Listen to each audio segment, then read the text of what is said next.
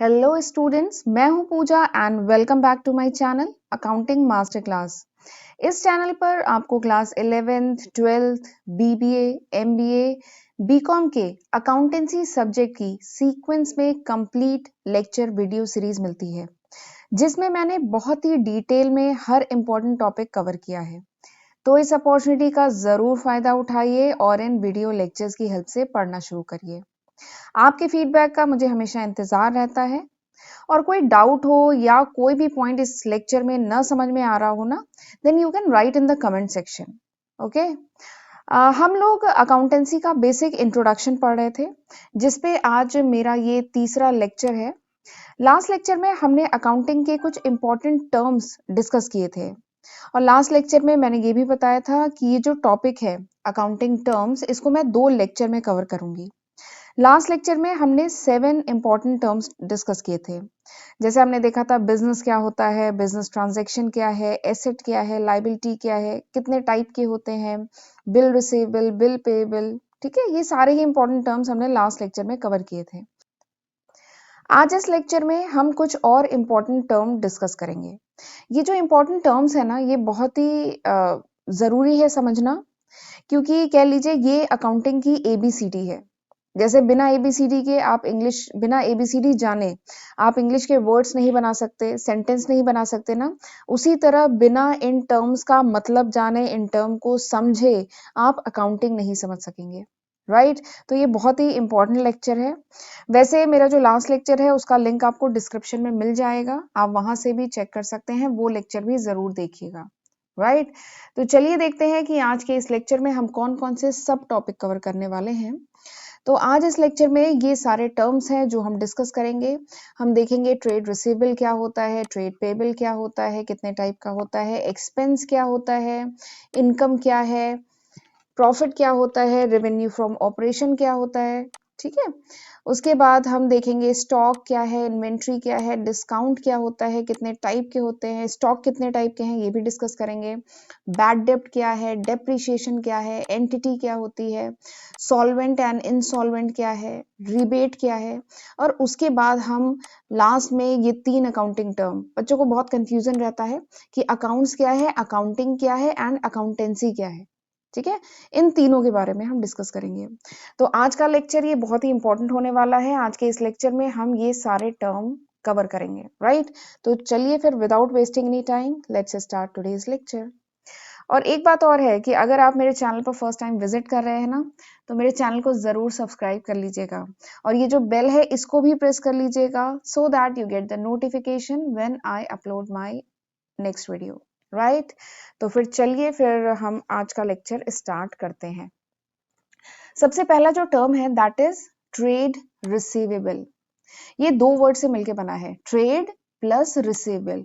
Trade मतलब क्या होता है, ट्रेड मतलब बिजनेस, ठीक है, व्यापार, एंड रिसीवेबल मतलब जो भी अमाउंट रिसीव होने वाला है। तो ट्रेड रिसीवेबल क्या है, ट्रेड रिसीवेबल वो अमाउंट रिसीवेबल है जो ऑर्गेनाइजेशन को अमाउंट रिसीव होगा because of some sale of goods या रेंडरिंग ऑफ सर्विसेज। ऑर्गेनाइजेशन ने जो भी गुड्स सेल किए हैं या जो भी सर्विस रेंडर की है अपने नॉर्मल कोर्स ऑफ बिजनेस में, तो उससे जो भी ऑर्गेनाइजेशन को अमाउंट रिसीव होगा उसी को कहा जाता है ट्रेड रिसीवेबल। ठीक है, यानी ऑर्गेनाइजेशन किसको सामान सेल करती है, कस्टमर को सेल करती है। तो हम दूसरे शब्दों में ये कह सकते हैं कि जो भी अमाउंट ड्यू है फ्रॉम कस्टमर, कस्टमर से जो भी अमाउंट ड्यू है, जो पैसा रिसीव होने वाला है, उसी को कहा जाता है ट्रेड रिसीवेबल। ट्रेड मतलब क्या है, नॉर्मल बिजनेस। तो नॉर्मल बिजनेस में जो भी अमाउंट रिसीव होने वाला है ऑर्गेनाइजेशन को, उसे कहेंगे ट्रेड रिसीवेबल। राइट, अब ये जो ट्रेड रिसीवेबल है, ऑर्गेनाइजेशन को पैसा कहाँ से रिसीव होगा, ऑर्गेनाइजेशन को जो नॉर्मल बिजनेस है उसमें पैसा कहाँ से रिसीव होगा, या तो डेटर से पैसा आएगा या फिर बिल रिसीवेबल के अगेंस्ट में पैसा रिसीव होगा। ठीक है, तो वहीं से फॉर्मूला बना है कि trade receivable is the sum of debtor plus bill receivable, इन दोनों का सम होता है। ये इवन बहुत ही इंपॉर्टेंट है, इसका थोड़ा सा ध्यान रखिएगा कि ट्रेड रिसीवेबल क्या होता है, ये डेटर प्लस बिल रिसीवेबल का सम होता है। अब आप सोच रहे होंगे कि ये डेटर क्या होता है।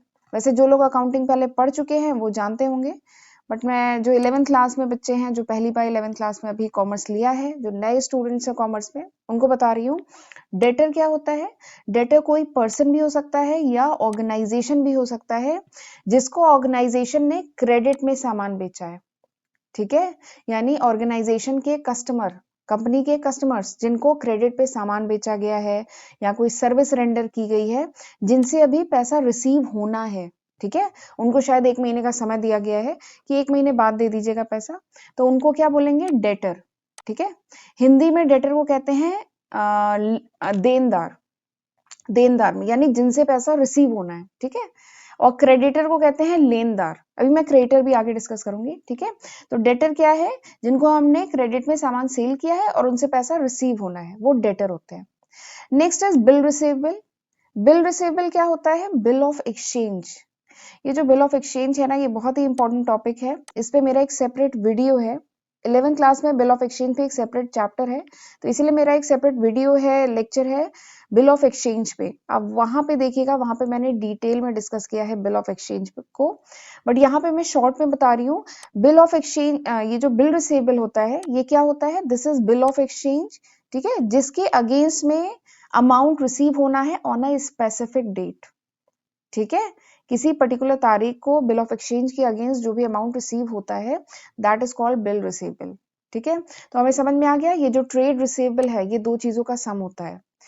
ट्रेड रिसीवेबल मतलब ऑर्गेनाइजेशन में जो भी पैसा रिसीव होना है, ठीक है, बिजनेस किया, सामान बेचा, तो उसके अगेंस्ट जो भी पैसा रिसीव होना है, ये दो पार्टी से रिसीव हो सकता है, या तो डेटर से या बिल रिसीवेबल से, ठीक है। तो ये इन दोनों का सम होता है। ये फॉर्मूला इंपॉर्टेंट है, ध्यान रखिएगा इसको। चलिए आगे बढ़ते हैं। अगला क्या है, जैसे ट्रेड रिसीवेबल था वैसे ही ट्रेड पेबल भी तो हो सकता है। अगेन ट्रेड मतलब व्यापार, पेबल यानी जहां पे पेमेंट करना है।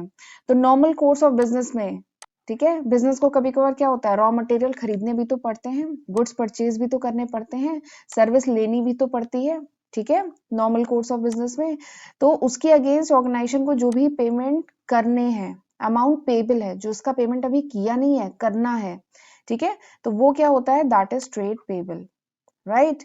ट्रेड पेबल बेसिकली जो भी सेलर ऑफ गुड है, जिससे हमने सामान खरीदा है, ठीक है, उसको जो भी अमाउंट ड्यू है, उस पे जो भी अमाउंट ड्यू है, जिसको हमें मतलब अमाउंट जिसको हमें पे करना है, उसको कहते हैं ट्रेड पेबल। अब ये जो फॉर्मूला है ना, ये बहुत ही इंपॉर्टेंट फॉर्मूला है, एकदम उसी की तरह है जो लास्ट अभी हमने स्लाइड पे देखा था। ट्रेड पेबल, ट्रेड पेबल क्या होता है, किसका किसका सम होता है, क्रेडिटर और बिल पेबल का सम होता है। ये क्रेडिटर कौन होते हैं, तो क्रेडिटर कोई भी पर्सन हो सकते हैं या कोई ऑर्गेनाइजेशन भी हो सकती है, जिनसे हमने क्रेडिट में परचेजिंग की है, कुछ गुड्स परचेज किए हैं या कुछ सर्विस ली है, जिसके अगेंस्ट अभी हमने पेमेंट नहीं किया है, कुछ समय बाद करेंगे, तो वो जो पार्टी होती है उनको हम क्या कहते हैं, क्रेडिटर, ठीक है। क्रेडिटर मतलब हिंदी में क्या कहते हैं, क्रेडिटर को लेनदार, ठीक है, जिन्हें हमें पैसा देना है अभी, वो क्रेडिटर होते हैं। डेटर कौन होते हैं, जिनसे हमें पैसा रिसीव होगा, राइट। इसमें कंफ्यूज मत होइएगा। डेटर मतलब डेटर ऑर्गेनाइजेशन के कस्टमर है, जिनको हमने क्रेडिट में सेलिंग की है, ठीक है, उनसे पैसा रिसीव होता है। क्रेडिटर को हम पैसा देते हैं, उनसे हमने क्रेडिट में परचेजिंग की है, तो ये होता है debtor and creditor. Next is bill payable.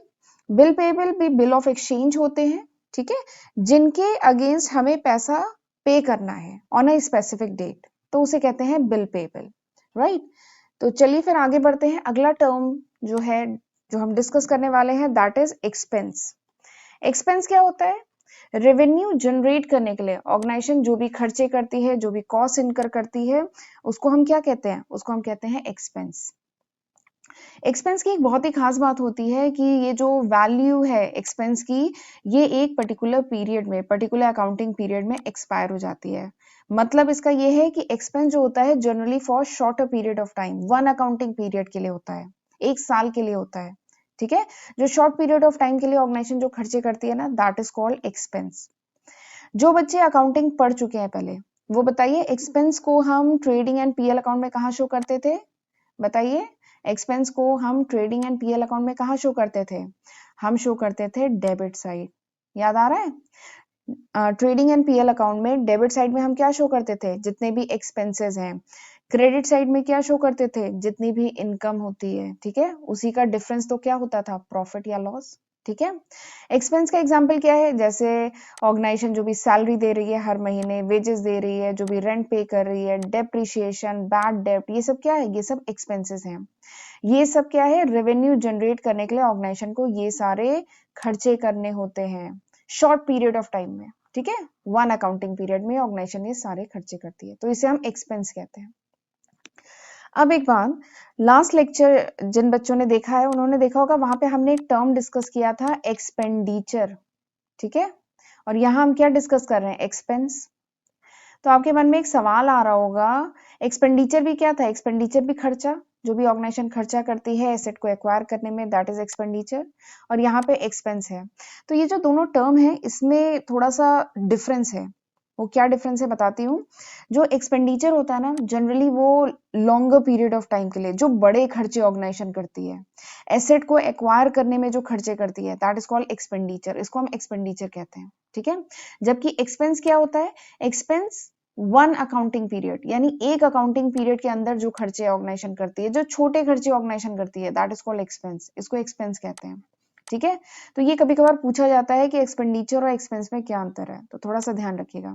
Expenditure यानी लॉन्ग पीरियड ऑफ टाइम के लिए, लंबे समय के लिए ऑर्गेनाइजेशन जो खर्चा करती है, जो बड़े खर्चे करती है, एसेट को एक्वायर करने में के लिए जो ऑर्गेनाइजेशन खर्चा करती है ना, उसको हम कहते हैं एक्सपेंडिचर।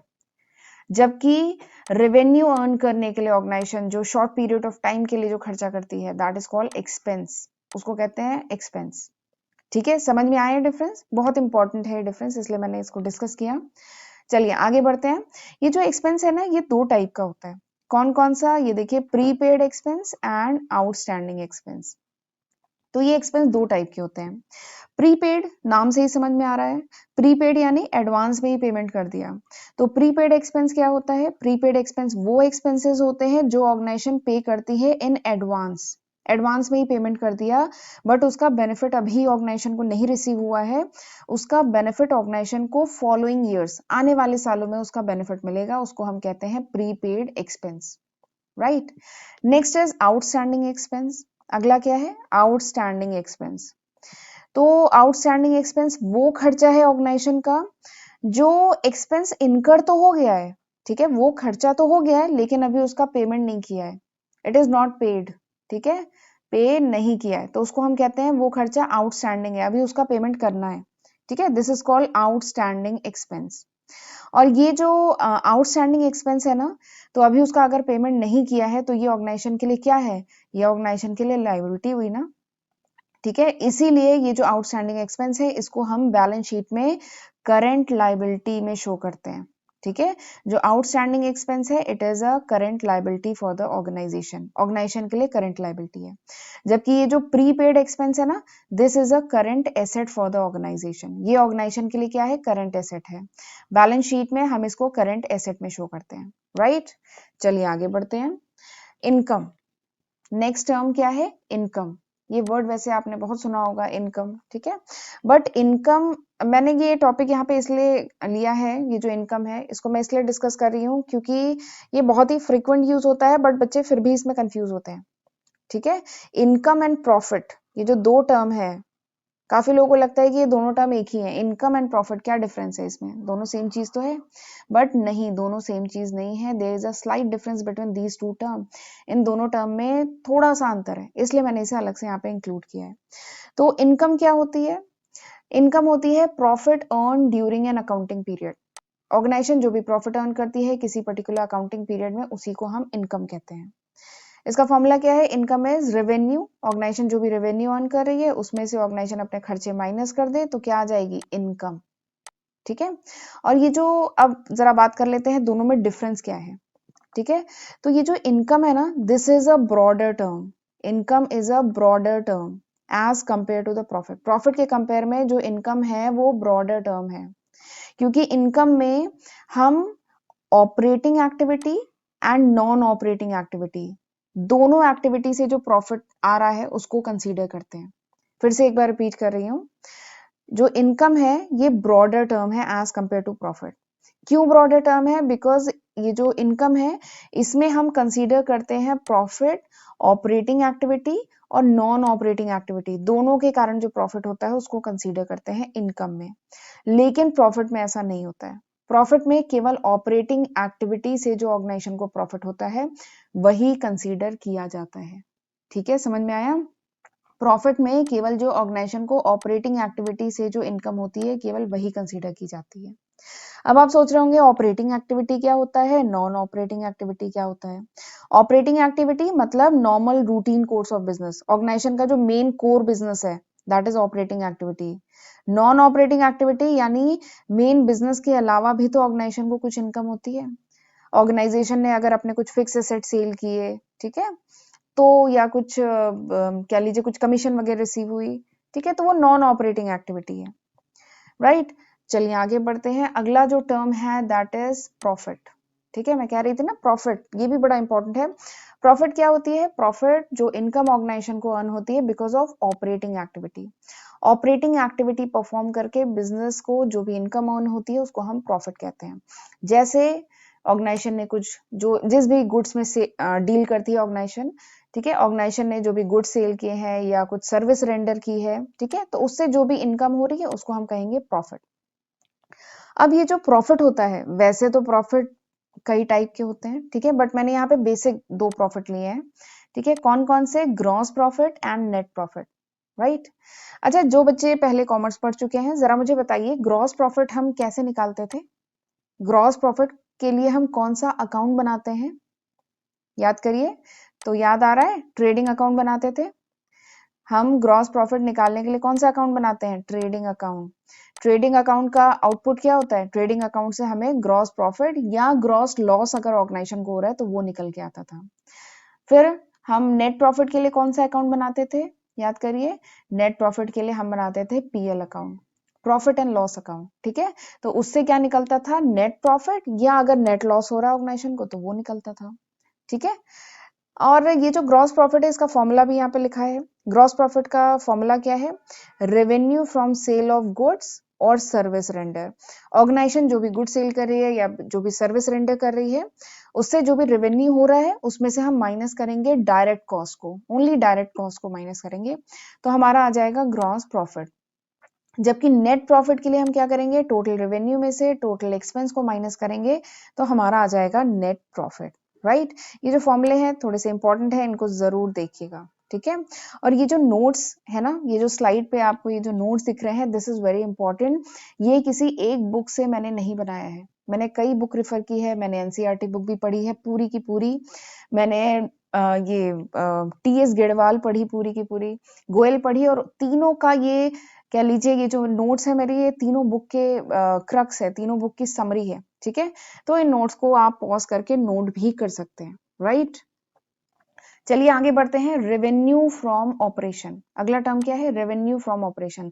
नाम से ही समझ में आ रहा है, ऑर्गेनाइजेशन की जो नॉर्मल ऑपरेटिंग एक्टिविटी है, नॉर्मल कोर बिजनेस है, उससे ऑर्गेनाइजेशन को जो भी रेवेन्यू अर्न होता है that is called revenue from operation, ठीक है। वर्ड क्या है?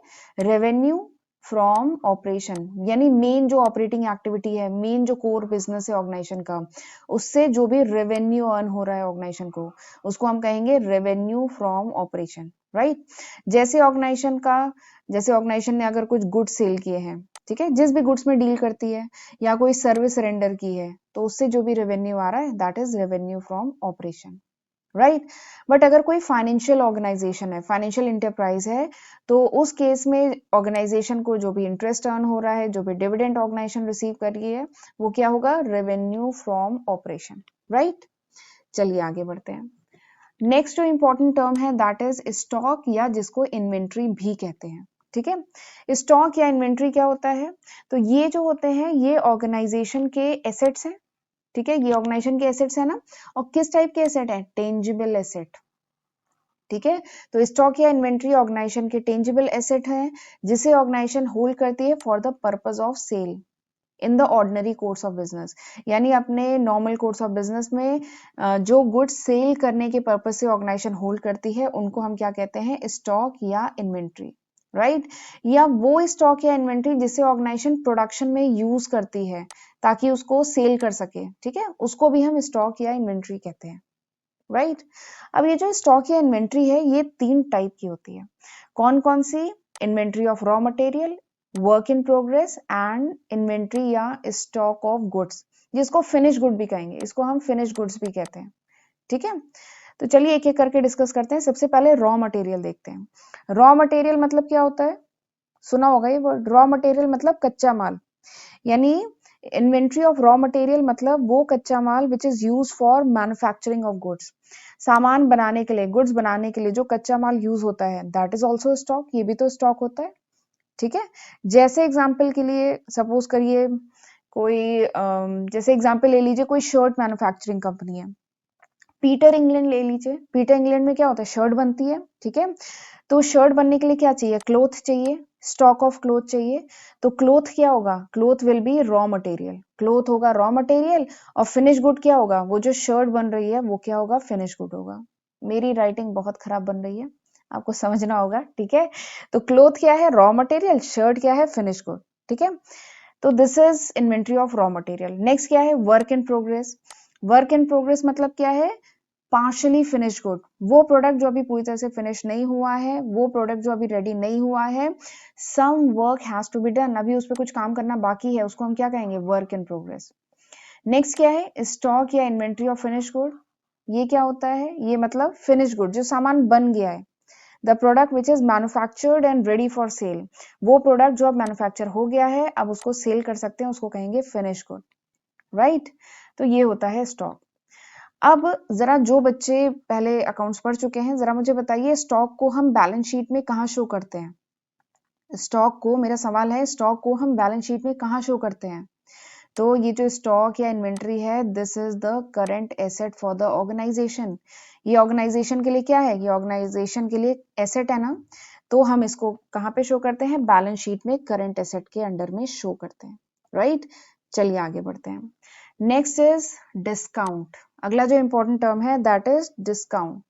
डिस्काउंट मतलब क्या होता है? बताइए, डिस्काउंट को हिंदी में क्या कहेंगे? डिस्काउंट मतलब होता है छूट।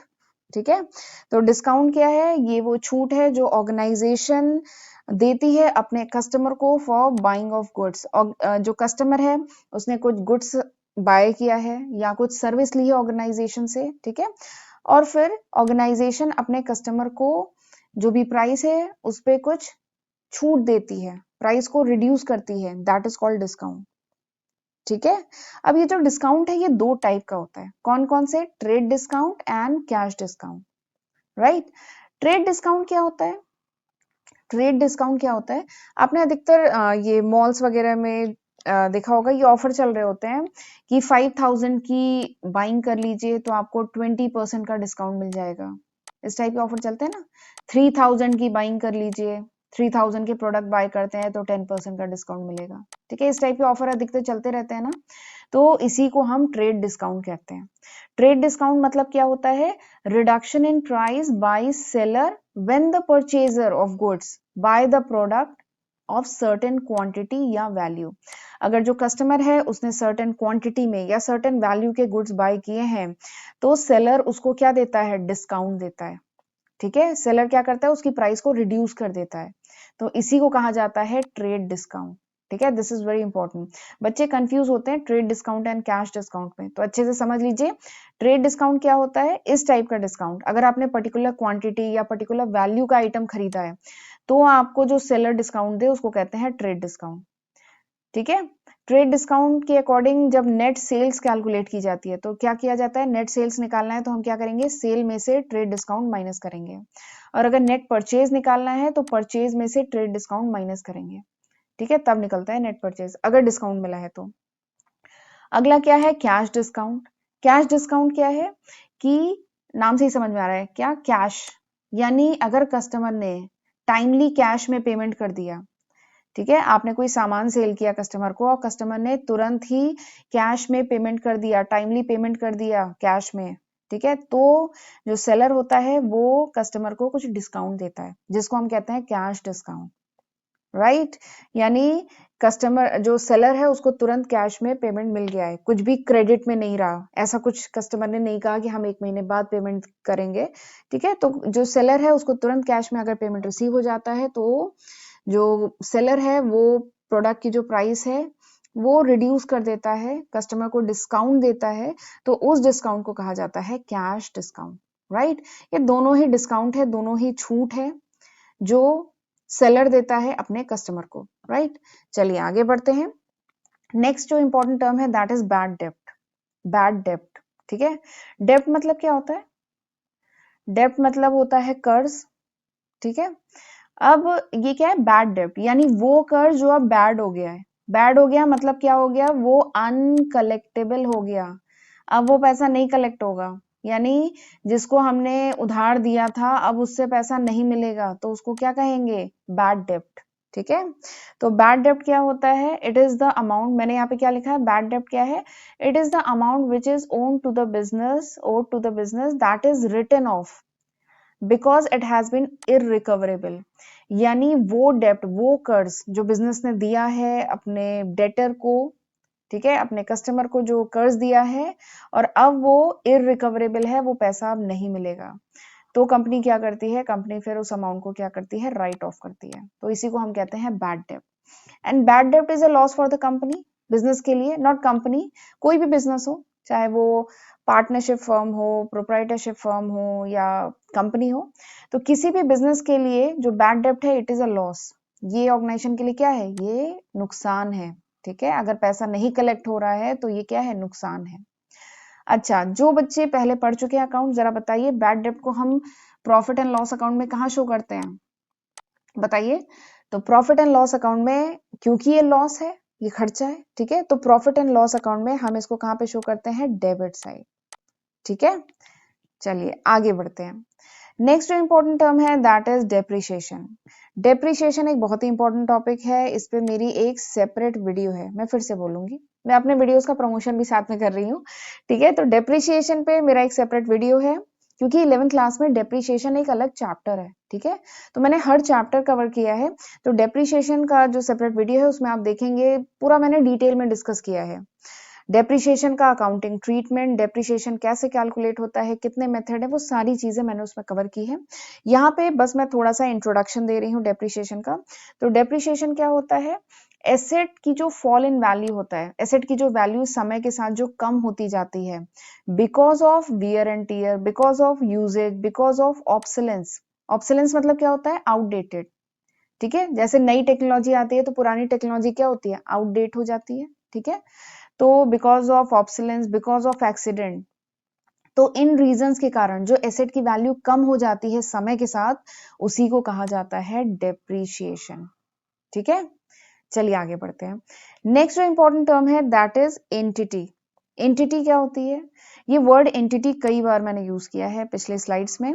तो ये एंटिटी क्या है? एंटिटी वो इकोनॉमिक यूनिट है, या कह लीजिए वो ऑर्गेनाइजेशन जो इकोनॉमिक एक्टिविटी परफॉर्म करती हो, ठीक है। एक बार फिर से बोल रही हूँ, समझिएगा। एंटिटी क्या है? एंटिटी वो इकोनॉमिक यूनिट है, ठीक है, या कह लीजिए वो ऑर्गेनाइजेशन है जो इकोनॉमिक एक्टिविटी परफॉर्म करती हो, ठीक है, इकोनॉमिक एक्टिविटी परफॉर्म करती हो। अब आप पूछेंगे इकोनॉमिक एक्टिविटी क्या होती है? तो इकोनॉमिक एक्टिविटी क्या है? प्रॉफिट अर्न करने के उद्देश्य से, ठीक है, प्रॉफिट अर्न करने के उद्देश्य से अगर कोई बिजनेस करता है ना, ठीक है, that is called economic activity, ठीक है, उसी को इकोनॉमिक एक्टिविटी कहते हैं। और तो यानी एंटिटी समझ में आ गया। एंटिटी क्या है? कोई भी ऑर्गेनाइजेशन जो प्रॉफिट अर्न करने के उद्देश्य से इकोनॉमिक एक्टिविटी परफॉर्म करे या एक्टिविटी परफॉर्म करे, उसको हम क्या कहेंगे? एंटिटी, ठीक है। अब ये एंटिटी तीनों हो सकती है। Entity could be proprietorship firm, partnership firm या कंपनी, कुछ भी हो सकता है एंटिटी। तो एंटिटी कोई भी इकोनॉमिक यूनिट है या ऑर्गेनाइजेशन है जो इकोनॉमिक एक्टिविटी परफॉर्म करे, प्रॉफिट अर्न करने के उद्देश्य से ट्रेड करे, तो उसे हम क्या कहेंगे? Entity, right. जैसे एग्जाम्पल के लिए आप जानते हैं HCL है, विप्रो है, टाटा, ये सब कंपनीज है, तो क्या है? ये एंटिटी है, ठीक है। या कोई पार्टनरशिप फर्म है तो वो भी एंटिटी है, या कोई सोल प्रोप्राइटरशिप फर्म है तो वो भी एंटिटी है, राइट। चलिए आगे बढ़ते हैं। नेक्स्ट जो टर्म हम डिस्कस करने वाले हैं that is insolvent and solvent. Solvent क्या होता है? पहले हम सॉल्वेंट डिस्कस करेंगे। सॉल्वेंट क्या है? सॉल्वेंट वो पर्सन या कह लीजिए वो ऑर्गेनाइजेशन होती है who is in a position to pay its डेप्ट, यानी वो पर्सन या वो ऑर्गेनाइजेशन जो अपने डेप्ट अपने उधार, अपने कर्ज पे करने में समर्थ हो, ठीक है, उसको हम कहेंगे सॉल्वेंट, राइट। और अगर कोई पर्सन या ऑर्गेनाइजेशन अपने जो भी उधार है उसको पे करने में अगर असमर्थ है, is not in a position to pay its डेप्ट, यानी डेप्ट को पे करने की पोजिशन में अगर नहीं है, तो हम उसको कहते हैं इंसॉल्वेंट, ठीक है। ये वर्ड भी समझ में आना चाहिए, ये फ्रिक्वेंटली यूज होता है, सॉल्वेंट एंड इंसॉल्वेंट, राइट। चलिए अगला टर्म देखते हैं, रिबेट। रिबेट क्या होता है? Rebate is also a kind of discount कह लीजिए, ये भी एक तरीके की छूट होती है, बट यहाँ पे थोड़ा सा अलग केस होता है। सपोज करिए सेलर ने कोई सामान बेचा है, ठीक है, वो सामान बायर के पास पहुंच भी गया है, ठीक है, फिर बायर ने जब अपने क्वालिटी चेक डिपार्टमेंट में उस सामान को भेजा और वो सामान जब ओपन किए गए, तो देखा गया कि वो जो गुड्स हैं वो पुअर क्वालिटी के हैं, वो जो भी स्पेसिफिकेशन दी गई थी उसके अकॉर्डिंग वो गुड्स नहीं है, वो पुअर क्वालिटी के गुड्स हैं, ठीक है। तो उस केस में क्या होगा, सेलर को उस गुड्स की जो भी प्राइस है वो रिड्यूस करनी होगी, ठीक है। तो इसी को कहा जाता है रिबेट। गुड्स में कोई कमी रह गई जिसकी वजह से सेलर जो है बायर को क्या देता है, कुछ छूट देता है प्राइस में, दैट इज कॉल्ड रिबेट, इसी को रिबेट कहते हैं, ठीक है। बट खास बात यह है कि ये जो रिबेट है ना, after the goods has been sold, जब सामान बिक जाता है ना उसके बाद ये छूट दी जाती है, तो ये रिबेट थोड़ा सा अलग है। जबकि इससे पहले जो आपने ट्रेड डिस्काउंट या कैश डिस्काउंट पढ़ा था, सामान बेचने से पहले वो डिस्काउंट दिया जाता है, लेकिन रिबेट क्या होता है, रिबेट भी रिडक्शन इन प्राइस है, यहाँ पे भी प्राइस को कम किया जाता है, लेकिन सामान में कुछ कमी रह गई उसकी वजह से ये रिडक्शन इन प्राइस होता है, राइट। तो this is rebate. Now come to last term, आखिरी हम टर्म डिस्कस करने जा रहे हैं और ये बहुत ही इंपॉर्टेंट है, बच्चों को इसमें बहुत कंफ्यूजन रहता है, बच्चों को लगता है तीनों सेम है, accounts, accounting and accountancy. Even बच्चे अकाउंटेंसी की जगह अकाउंट्स यूज करते हैं, अकाउंटिंग की जगह अकाउंट्स यूज करते हैं, बट ये तीनों ही जो टर्म है ना ये अलग है, ठीक है। इनमें स्लाइट डिफरेंस है, थोड़ा सा मैं बताती हूँ। अकाउंट्स क्या है, लास्ट लेक्चर में हमने डिस्कस किया था, अकाउंट्स तो क्या है कि जितने भी ट्रांजेक्शन होते हैं ऑर्गेनाइजेशन के, जब उनको किसी पर्टिकुलर हेड के अंडर में रिकॉर्ड किया जाए ना, तो उसे हम अकाउंट्स कहते हैं। जैसे एग्जाम्पल के लिए राम अकाउंट है, तो राम के जितने भी ट्रांजेक्शन है ऑर्गेनाइजेशन के साथ उसको हम राम अकाउंट के अंडर में रिकॉर्ड करेंगे, ठीक है, तो उसे हम कहेंगे अकाउंट्स, राइट। अकाउंटिंग, दूसरा वर्ड क्या है, अकाउंटिंग। अकाउंटिंग क्या है, अकाउंटिंग वो प्रोसेस है, देखिए अकाउंटिंग क्या है, अकाउंटिंग वो प्रोसेस है जिस प्रोसेस से हम अकाउंट्स बनाते हैं, ठीक है, ध्यान से समझिएगा। अकाउंटिंग वो प्रोसेस है जिस प्रोसेस से हम अकाउंट बनाते हैं। हम अकाउंट्स बनाने के लिए क्या करते हैं, रिकॉर्डिंग, क्लासीफाइंग, ठीक है, रिकॉर्डिंग, क्लासीफाइंग, समराइजिंग, इंटरप्रेटिंग, तो ये क्या है, वो प्रोसेस है जिसके थ्रू हम अकाउंट्स बनाते हैं, तो दिस इज अकाउंटिंग, इसे अकाउंटिंग कहेंगे, ठीक है। नेक्स्ट और लास्ट टर्म क्या है, अकाउंटेंसी। अकाउंटेंसी क्या है, ये जो पूरी नॉलेज है ना, ये जो पूरी सिस्टमैटिक नॉलेज है अकाउंटिंग की, इसको कहते हैं अकाउंटेंसी। अकाउंटेंसी क्या है, स्टडी ऑफ अकाउंटिंग, अकाउंटिंग को पढ़ना, अकाउंटिंग की जो नॉलेज है वो कहाँ बताई गई है, वो अकाउंटेंसी में बताई गई है, अकाउंटेंसी आपका सब्जेक्ट है, ठीक है। अकाउंटेंसी ही तो ये जो हमारा पेपर है 11th क्लास में अकाउंटिंग अकाउंटिंग का, तो उस पेपर का नाम क्या है, अकाउंटेंसी। तो अकाउंटेंसी क्या है, ये वो नॉलेज है, knowledge of accounting, systematic knowledge of accounting, this is accountancy, ठीक है। अकाउंटिंग क्या है, प्रोसेस है, अकाउंट्स क्या है, अकाउंट्स तो बनाए जाते हैं, राइट। तो ये स्लाइड डिफरेंस है तीनों के बीच में, बच्चे इसमें बहुत कंफ्यूज होते हैं और तीनों को एक दूसरे की जगह एज अ सिनोनिम यूज करते हैं, राइट। चलिए फिर हम आज का लेक्चर यहीं पे वाइंड अप करते हैं। आई होप आज मैंने जितने भी टर्म्स डिस्कस किए हैं आपको समझ में आए होंगे, अगर न समझ में आए ना तो दोबारा वीडियो को रिवाइंड करके देख सकते हैं। चलिए अब मिलते हैं हम नेक्स्ट टर्न पे, thank you and have a good day, see you in next lecture, God bless you.